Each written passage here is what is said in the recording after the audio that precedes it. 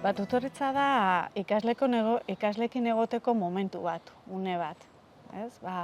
Nerabezaroa badakigu ze garai izaten da, zalantza askotakoa, beraien identitatea eraikitzen ari dira, eta askotan ez dakite nora jo, beraien zalantzen inguruan hitz egiteko, eta nik uste, tutoretza plana hori dela, aukera bat, beraien zalantzen inguruan hitz egiteko. Da, baita ere, askatasunez hitz egiteko momentu bat. Hau da, bakoitzak bere iritziak ditu, eta orduan, hori juiziorik gabe, pixka bat hortaz hitz egiteko aukera ematea. Gaina nik uste dut oso garrantzitsua dela orain esan duena juiziorik gabe, ze ikasleak dauden adin horretan guk epaitu egiten badugu, edo eurek esandakoak txarto daudela edo ez direla egoki edo esaten badugu lan zuzenean, hortik ez dugu ezer lortuko. Orduan, bada momentu bat, entzuteko, eurengandik ikasteko, jakiteko zelan sentitzen diren eta zelan bizi duten egoera eta dauden gai guztiak mundu honetan, eurek zelako ikuspuntua duten, eta gero gure partetik irekiak egon gauza guztiak entzuteko, eta oso garrantzitsuan ez eta errepikatu ez epaitzea. Ez epaitu, lagundu, bidea eurek joango dira purka-purka, baina zuk hildo batzuk eman aldituzu, gero berak aukeratuko du, baina, eta hor laguntza bat, ez da? Bere ondoan egon eta laguntza... Nik uste hor dago hitz klabe bat, ez da, akonpainamentua, eta nik uste hori dela, ez? Beraien bizi momentu honetan, guk ere hor harreman seguruak eraikitzea, binkulo seguruak eraikitzeko aukera bezala. Eta nik uste, lehen aipatu dituzun gaiak, inkietude asko dituzte garaia hauetan, dana pasio askokin bizi dute, dana kuriositatea dute, eta orduan, horretarako parada bat, horretarako une bat, eta bagoazen hau guztia hitz egitea, eta hau nik uste konpartitzea dela, Bai. Esperientziak, bizipenak, guazen hori guztiaz, denon artean, komentatzera, bai. Bai, eta zer ez genuke izatea nahi, gelara iritsi eta jarduerak planifikatuta eta diseinatuta daudenez, hori egite hutsa, hori ez dugu izatea nahi. Gaur hau landuko dut eta goazen dinamika hau egitea. Ez, haratago doa, da momentua eta errespetatu behar dugun tartetxo hori, gure ikaslek ezagutzeko. Eta ez hainbeste gure ikasleei zer dagoen ondo, zer dagoen gaizki esateko. Ez hainbeste, hau sentitzen dut eta sentimentu hori inibitzeko. Ez dugu hori izatea nahi. Bai, eta jarduera izan behar du aitzakia bat. Aitzakia bat, eurekin lan bat egiteko, baina lehen esan dugun bezala oso irekiak izan behar dugu. Jakinda zein da helburua, jarduera horren helburua, hortik atera aldugun guztia. Eta esaten dugunean atera aldugun guztia da, euren sentipenak, euren zelan bizi duten gai horretan edo jarduera horretan landu nahi duguna. Eta beti helburua argi ukitan, nik uste dut hori garrantzitsua dela. Eta ez da inbeste, tutoretza saioa egin behar dut, kurrikulumean ezarrita dago, ez da inbeste ikuspegi horretatik baizik eta aukera ona daukagun, gure ikaslek pertsona bezala ezagutzeko eta bere ibilbide horretan laguntzeko. Eta ezteko eta bizitzarako aukera bezala, ez? Bai. Ze batzuetan oso zaila da gelara ailega eta ailegatu eta hitz egin gai bati buruz. Jarduerak emango digu aukera horretarako. Bai, argi uki behar dugu aukera dela. Ez dela, jarduera ez da helburua. Baizik eta bidea, errestuko duena bidea, heltzeko nahi dugun lekura. Bai, hori da, aitzakia bada, hortaz hitz egiteko. Hori da, bai.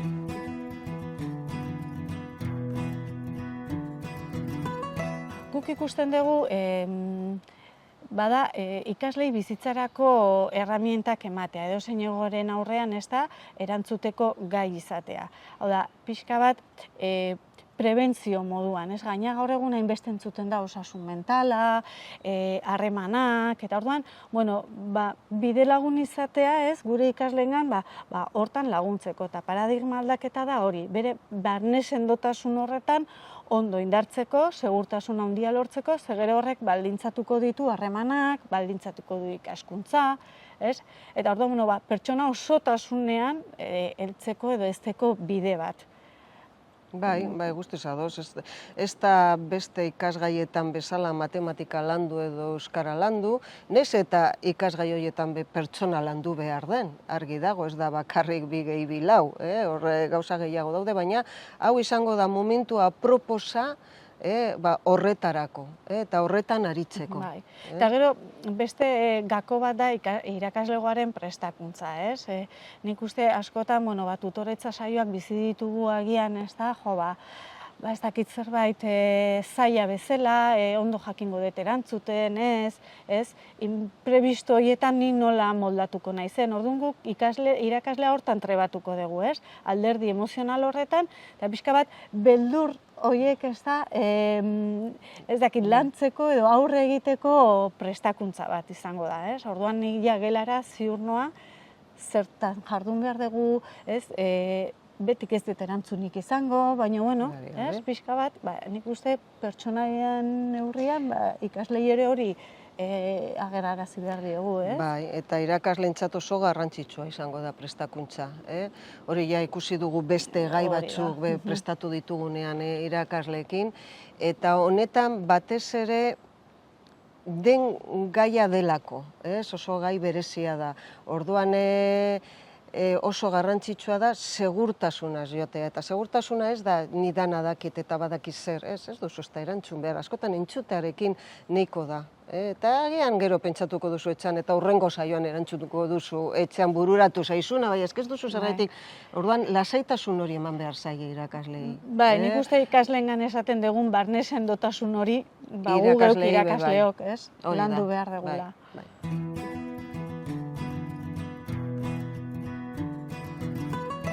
Nik uste gizarteak markatu gaitu asko, ez? Gizartean egoera, ez? Ziurgabetasun egoera batean bizi gera, egoera anitz asko ematen dira, aldaketa askoko unea da. Egia da, gu bagatozela baita ere tutoretza saioetan kiba lantze horretatik, prebentzio horretatik, ez da? Eta, kiba gure ganatu gendun bezala, orain onkik emango dio beste zabaltasun bat, ez? Ikuspegi zabalagoa, bai. Azkenean, kibak ere bazukan prebentzioko bide hori, eta onkik bide hori jarraituko du, baina ja pertsona beste dimentsio batean kontutan hartuz, ez? Eta kibak oso ondo funtzionatu duen programa bat izan da, oso sistematikoa izan da, eta guk ere tutoretza plana hori izatea nahi dugu, ez? Zerbait sistemikoki lantzea, gero bere onurak dakartza, eta hori ikusi da, ez da? Bai, gainera oso garrantzitsua da sistematikoki lantzea. Argi dago, eta hori esaten dute ikerketek, behin landuta gauza bat edo birritan landuta ez da nahiko. Jarraitu behar da lantzen. Izan behar da gauza bat, lantzen dena sistematikoki, sistema bategaz. Astean bitan. Baina, benga, hor, jotake. Dauden edozen programa horietarikoa oso ondo dago, etortzen direnak igual ikastolara, edozen gai, berdin zait, jasarpena bera, astetxo batean edo saio batzuk ematera, ondo dago, baina horrekin badakigu ez dala ezer konpontzen. Hori izan daiteke bultzada bat, baina garrantzitsuena datza horretan, sistematiko izatean. Orduan, tutoretza plan bat izatea, bai irakasleentzat eta bai ikasleentzat, eta familientzat bai, emango die sendatasuna, indarra eta, balio asko. Bai, zeren ez dugu aipatu, baina familiak ere hemen bere tokia aukiko dute. Ez da parte egingo ditugu, ez, tutoretza plan honetan.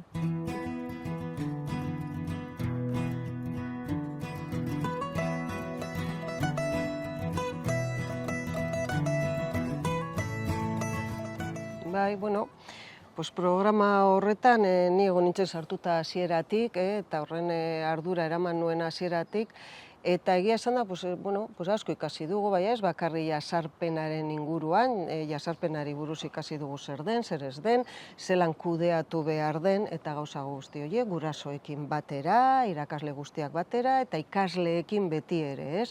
Eta hori garrantzitsua da plan honetan, ikasleak izango direla zentroa. Eta jasarpenean diren bezala, eurek gabe ezin dugu ezer lortu. Eta tutoretzan gauza bera da, eurek gabe ezin izango dugu ezer lortu.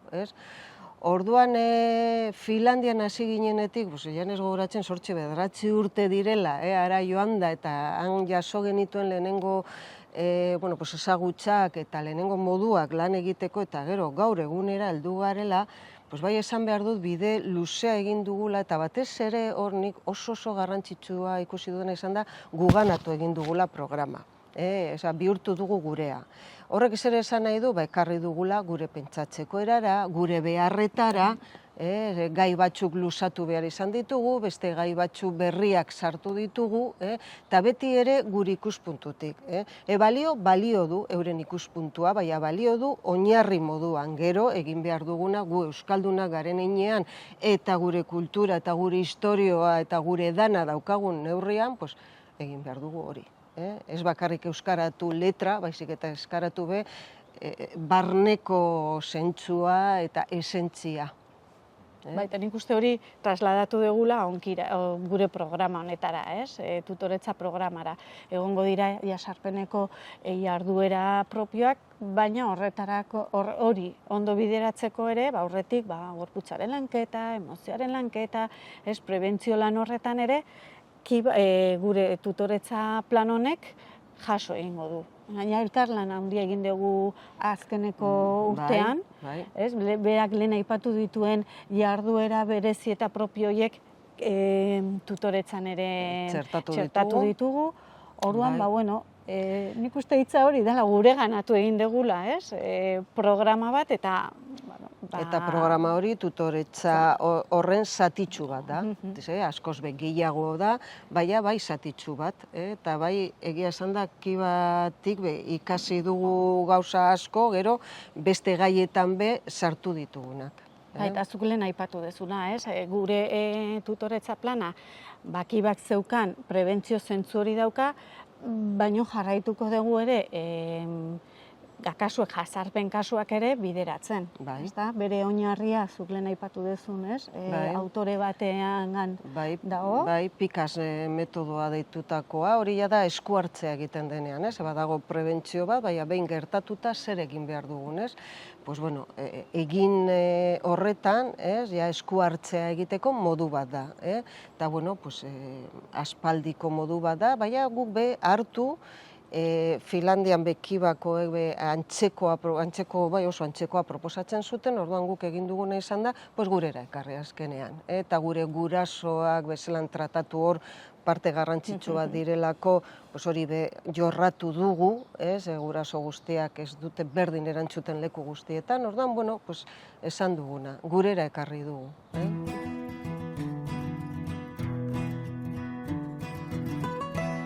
Nik orain esaten dugun guzti honekin, bizitzarekiko ongizate bat, osotasun bat, erderaz plenitud hitza da osotasuna, nik uste hori dela ekarriko duena, oreka bat eta denon arteko akonpainamentu bat, azkenean guk ikaslekin hori egiten dugu, familiek ere euren seme-alabekin, eta nik uste denon arteko elkarrerakin bat dela, eta niretzako hori aberastuko du. Harreman eta komunikazio horretan, bide polit bat eraikiko duela programa. Arlo akademizistatik haratago joatea. Askoz ere haratago. Eta, arlo akademizista garrantzitsua da, baina pentsatzen dugu askoz garrantzitsua dela pertsonak jorratzea eta pertsonak aurrera ateratzea. Orduan, hori da ekarriko diona nire ustez tutoretzak. Eta horretan laguntzeko ez talako erreza irakaslentzat beste erreza, irakasleak azken finean beti euren ikasgaiak landu dituzte, eta persona batzuk berez badute esku gehiago pertsonekin harremanetan egoteko eta beste batzuk gutxiago, eta denok irakasleak dira, baina horbe lagundu egingo zaie, gauza guzti horietan. Eta gero, gurasoak hor daude, gauza ezin garrantzitsuago, ikasleen parte handia, zer esango dugu, eta eurekin harremanak eta izateko modu bat.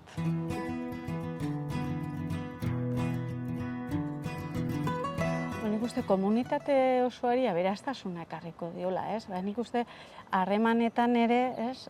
Gu lehen aipatu dugun, gure barne sendotasun hori lantzen baldin badugu, azkenean gure eguneroko lanetan ditugun harremanetan lagunduko digute, konfiantza hori eraikitzen ere lagunduko digute, ez? Ikaslei pertsona bezala eraikitzen lagundu dien bezala guri pertsonalki ere eta gero profesionalki ere. Nik ikusten dut batez ere alderdi pertsonalean ekarriko digula onura. Eta orduan horrek ekarriko dio ikastolari beste klima bat, beste ongizate bat. Eta beste gauza bat, igual ez da askoz garrantzitsuagoa da, baina baita ere, bai gurasoak, bai edozein pertsona datorrenean, jakitea badagoela plan bat pertsonak garatzeko, ez bakarrik ikasgaiak. Orduan ikusten dut horrek badagoela bere garrantzia eta bere importantzia ematen diola ikastolari.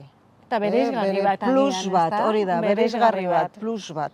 Ez da bakarrik hau eta hau ez, gainera badago plan bat beste guzti hau lantzeko. Eta, ahaleginduko gara horretan, bai.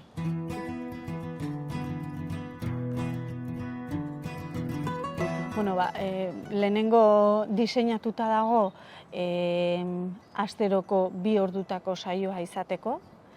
Lehen aipatu dugun sistematizazio hori oso garrantzitsutzat ematen dugu, beraz, bai asteko 2 ordu horiek hortara dedikatzea ezinbestekoa ikusten dugu. Eta gero prestakuntzak. Prestakuntza joango da, prestakuntza alderdi teorikotik, alderdi pertsonaletik, ze egongo dira prestakuntza bibentzialak, gure emozioak askatzeko, gure heldutasun afektibo hori ere lantzeko, autoezagutza lantzeko, prestakuntza edo, nik uste eraldatze pertsonal bat, dala gehiago, eta gero, gu gelaratze horretan, jarraipen bilerak ere egingo dira, ez? Nik uste hortan ikasi degula asko, badakigu jarraipen bilerak eta akonpainamentu hori irakasleentzat oso importantea dela, eta orduan hortik ere bideratuko ditugu tutoretza saio hauek. Bai, ez da bakarrik irakasleak bildu eta kontatu zer den eta zelan egin behar duten. Gero berak esan duena, ez dakit urtean hainbestetan, ez dakit zenbat alditan izango den, denok elkartu. Eta ikusi zelan joan diren gauzak, eta ze arazoak izan ditugu, eta zelan egin dion honek aurre arazo horri, eta besteak zelan egin dion, eta hortik denok ikasi. Ikuste duki batik zerbait ikasi badugu hori bai izan dela.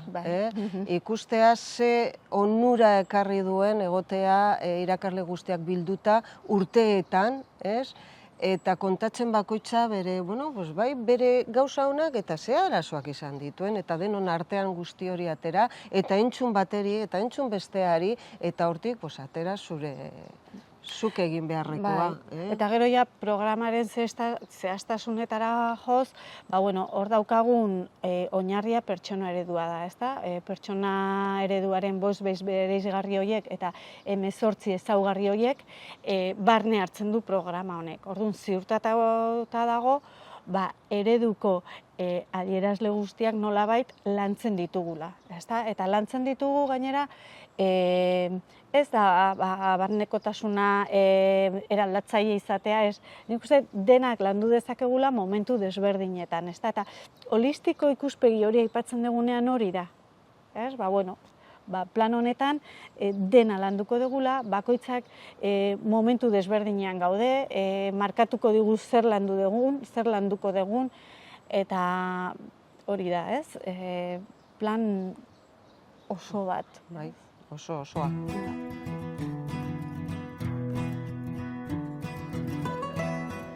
Datorren ikasturtean abiatuko da DBH-tik. DBH 1, 2, 3 eta 4 diseinatuta dago, eta gelaratzea egingo dugu.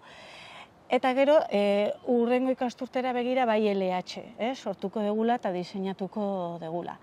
Zergaitik jarri dugu agian lehentasuna DBH-en, baina nerabezaroak eskatzen duen ezaugarri bereziagatik, ezta? Bai. Nik uste badala garai importante bat gure bizitzan, da aukeren garai bat, eta nik uste akonpainamentu hori egiteko, lagungarria egingo zaia, gainera ikusita batzuentzat azkeneko etapa izango dela gure bizitzan, ez? Eta benetan hor identitatea eraikitzen ari dira, eta eraikitze horretan gu bide lagun izateko, helburuarekin, batez ere. Eta lehentasuna jarri badugu da horregatik.